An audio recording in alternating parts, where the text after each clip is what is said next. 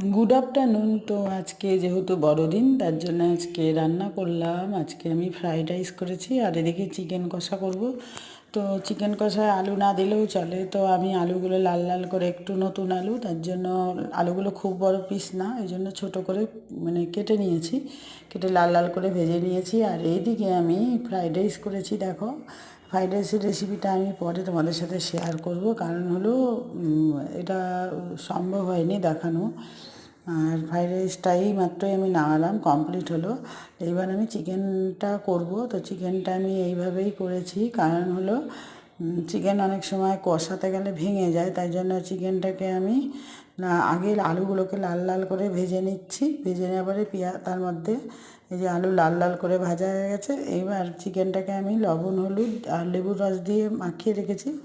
আর চিকেনটা আমি একসঙ্গে মশলা দিয়েও করতে পারতাম, কিন্তু একসঙ্গে মশলা দিয়ে করিনি, কারণ চিকেনটা মশলা দিয়ে মাখিয়ে রাখলে অনেক সময় কষাতে কষাতে ভেঙে যায়। আর এইভাবে একটু হালকা তেলে যদি চিকেনটাকে ফ্রাই করে নেওয়া যায়, মাছের মতন মানে ভাজা করে নেওয়া যায়, তাহলে চিকেনটা খুব সুন্দর থাকে আর ভাঙেও না, একটার সাথে একটা লাগেও না, এদিকে নরম থাকে আর খেতেও খুব ভালো হয়। আর এদিকে পেঁয়াজ কুচি আর টমেটো কুচি, তো পেঁয়াজগুলোকে লাল লাল করে ভেজে নেবো। আর এদিকে আদা রসুন পেস্ট করেছি, টমেটো দিয়েছি জন্য এটা রঙটা কালারটা লাল হয়েছে। আর তিনখানা শুকনো লঙ্কা দিয়েছি, তিনটের থেকে দুটো, এর বেশি দেইনি।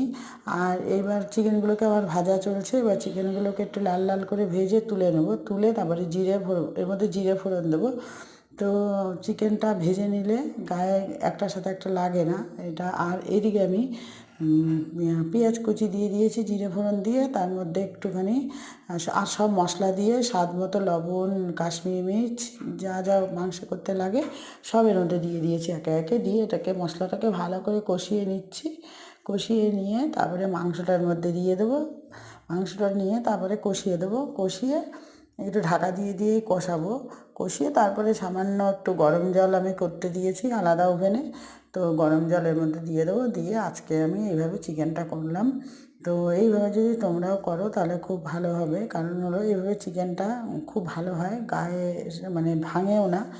আর একটুখানি কষাতে হবে। আর আমি খুব একটা যে তেল ইউজ করিনি, আমি অল্পই তেল দিয়েছি, কারণ এখন তেল বেশি খাওয়াও স্বাস্থ্যের পক্ষে ভালো না। তো মাছে একটু তেল বেশিই লাগে, বিশেষ করে মাংসতে। আর এদিকে আমি গরম জল বসিয়ে দিয়েছি, মানে একটু চিকেনে দেবো, বেশি দেবো না খুব একটা।